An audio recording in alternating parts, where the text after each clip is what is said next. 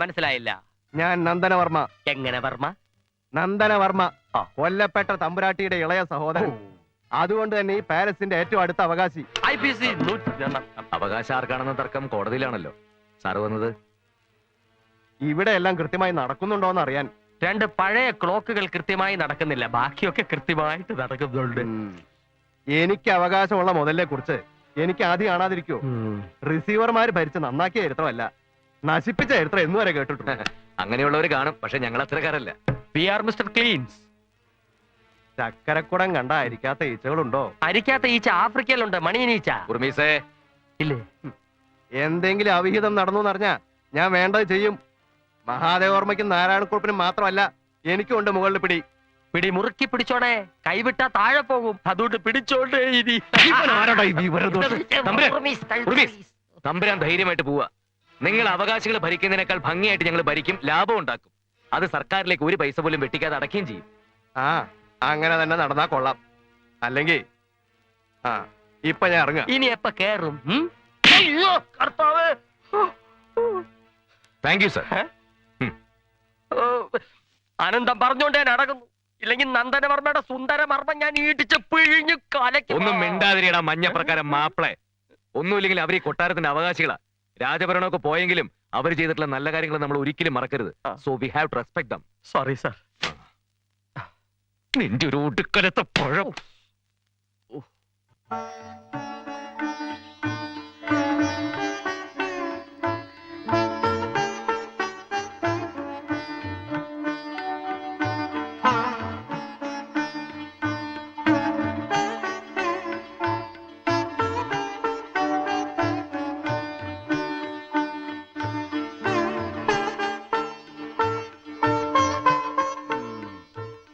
എന്താ കുറച്ച് ദിവസമായിട്ട് ശ്രദ്ധിക്കുന്നു, പതിവായിട്ടൊരു സന്ധ്യാദീപ കാഴ്ച. സന്ധ്യാ നേരത്ത് ഐശ്വര്യമുള്ളൊരു പെൺകുട്ടി നിന്ന് ദീപം തെളിക്കുന്നത് കാണാൻ തന്നെ ഒരു ഐശ്വര്യമാണ്. മെഴുകുതിരി വെളിച്ചം മാത്രം കണ്ട് ശീലിച്ച നിന്നോടൊന്നും പറഞ്ഞിട്ട് കാര്യമില്ലടാ മരങ്ങോടം മാപ്പിളെ.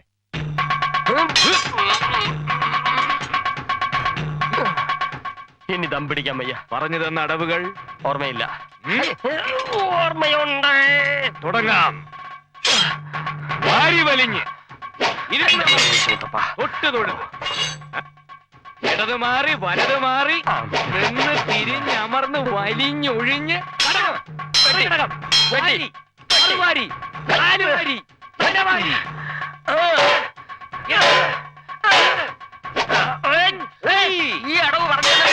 ഈ അടവ് പറഞ്ഞു തന്നിട്ടില്ല. ഇവിടെയോ ഒഴി? ഞാൻ സ്വല്പം നേരത്തെ ഒഴിച്ചതാ. ഒഴിയാൻ എന്റെ കർത്താവേ, തല കൊയ്യരുത്.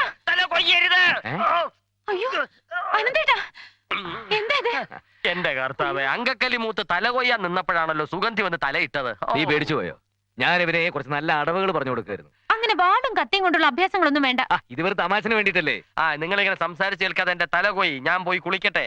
നീ പോയി വേഗം കുളിക്കൂ ഉർമീസ. അതെ ഉർമീസേ, 2 ചായയും കൂടി എടുത്തോ. കുളിച്ചിട്ട് ചായ ഇടണോ, ചായ ഇട്ടിട്ട് കുളിക്കണോ? കുളിച്ചോണ്ട് ചായ ഇട്. ഓക്കെ. നീ ഈ കൊട്ടാരമൊക്കെ ഒന്ന് ചുറ്റി കിടന്ന് കാണ്, ഞാനിപ്പോ വരാം.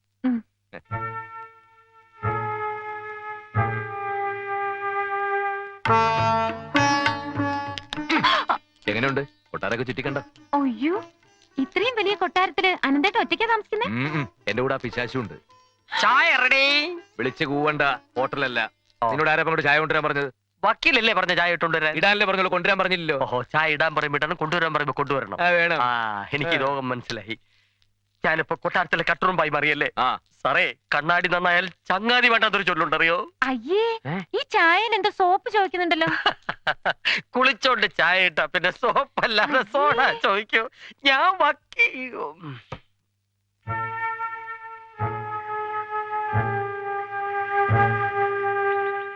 ഇത് മുംബൈയിലെ ഒരു ഹോട്ടലിന്റെ മോഡലാ. എന്റെ അങ്കിളായിരുന്നു അതിന്റെ ഇന്റീരിയർ ഡിസൈനർ. നമുക്ക് ഇൻഡോ ഇറ്റാലിയൻ കൾച്ചർ ക്ലബ് കിണാപ്പ് ഉണ്ടാക്കണ്ട. ഒരു മാസം ചെരച്ചു വന്നിരിക്കുന്നു ഇൻഡോ ഇറ്റാലിയൻ കോപ്പ്. ഈടോ അടുത്ത മാസം ഓപ്പൺ ചെയ്യേണ്ടതാ. നാടമുറിക്കുന്ന ആരാന്നറിയാവോ? കേന്ദ്രമന്ത്രിയാ. വലിയ ഗോത്താഴത്തെ ഡിസൈനർമാര്. ഡിസൈൻ സെലക്ട് ചെയ്യാൻ താമസിച്ചോണ്ടാ. ഇന്നേനെ തുടങ്ങിയാൽ 1 മാസത്തിനാ തീരും.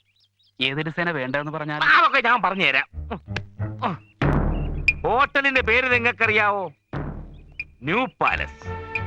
അങ്ങനെ പേരിടാൻ കാരണം എന്താണെന്നറിയാവോ? കൊട്ടാരങ്ങളുടെയും കോവിലകങ്ങളുടെയും നാടാണ് അനന്തപുരി. അതുകൊണ്ടാണ് നമ്മൾ ആ പേരിട്ടത്.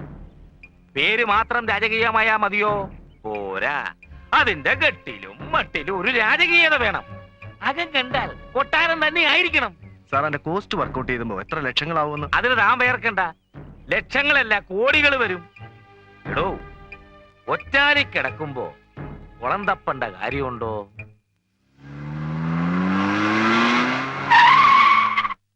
കണക്കൊക്കെ ഇന്ന് തന്നെ അഡ്മിനിസ്ട്രേറ്റീവ് ഓഫീസറെ ഏൽപ്പിച്ചേക്കണം. എടാ കള്ളാ, പട്ടാപ്പകല് നിലവിളക്ക് വെക്കുന്നോ? തന്നോട് ആര് പറഞ്ഞു ഇതിനകത്ത് അനുഭവം ചോദിക്കാതെ കയറാൻ?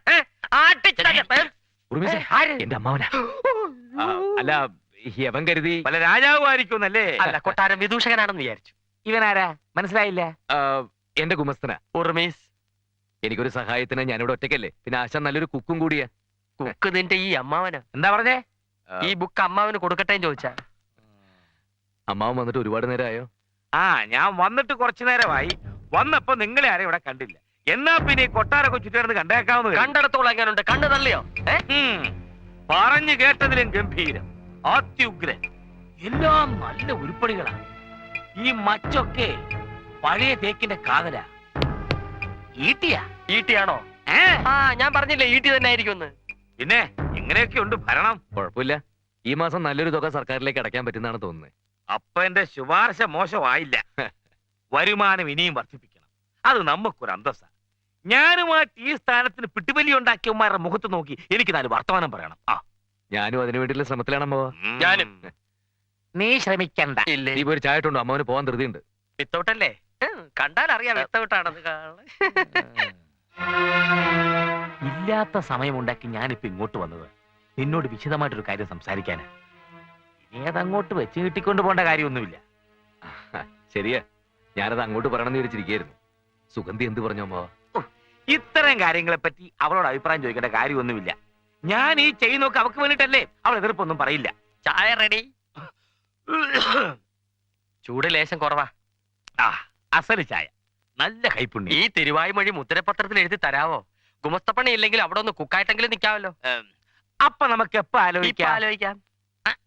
ഇവിടെ അത് അമ്മയും അപ്പൂപ്പനൊക്കെ ആയിട്ടൊന്ന് തീരുമാനിച്ചിട്ട്. ഇത്തരം കാര്യങ്ങളിൽ വൃദ്ധേനങ്ങളെ വലിച്ചരയ്ക്കണോ?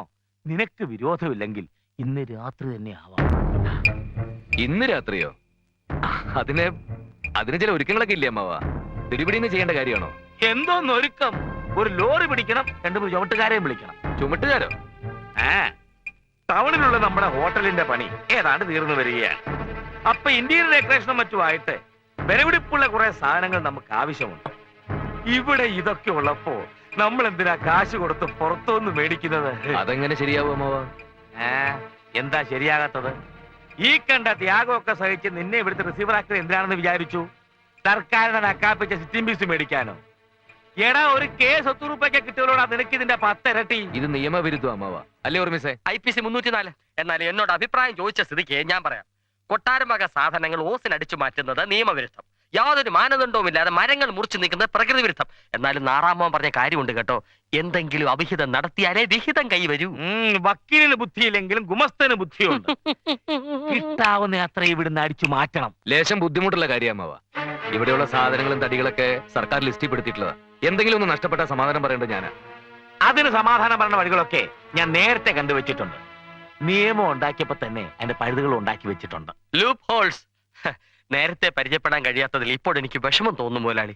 എന്നെ അങ്ങയുടെ ഗുമസ്തനായിട്ട് നിയമിക്കണം. അതിന് ഞാൻ വക്കീലല്ലല്ലോ. വക്കീലല്ലെങ്കിലും സാധാരണ വക്കീലന്മാരെ പോലെ വെറും കീലല്ലല്ലോ. നിയമത്തിന്റെ വക്രതകൾ അറിഞ്ഞുകൂടാത്തവരുടെ കൂടെ നിന്ന് ഞാൻ മടുത്തു. മടുക്കണ്ട. ഇവന് വേണ്ട വക്രതയൊക്കെ പറഞ്ഞു കൊടുത്ത് നീ ഇവിടെ തന്നെ അങ്ങോട്ട് കൂടിക്കോ.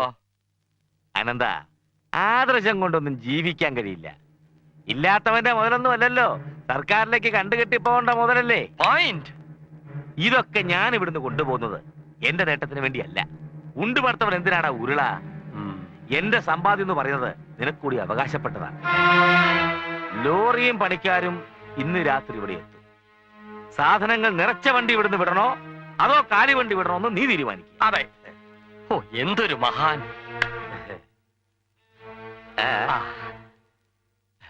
പിന്നെ ഒരാളെ ഒരു ദിവസം ഒരു പ്രാവശ്യം തൊഴുതാ മതി.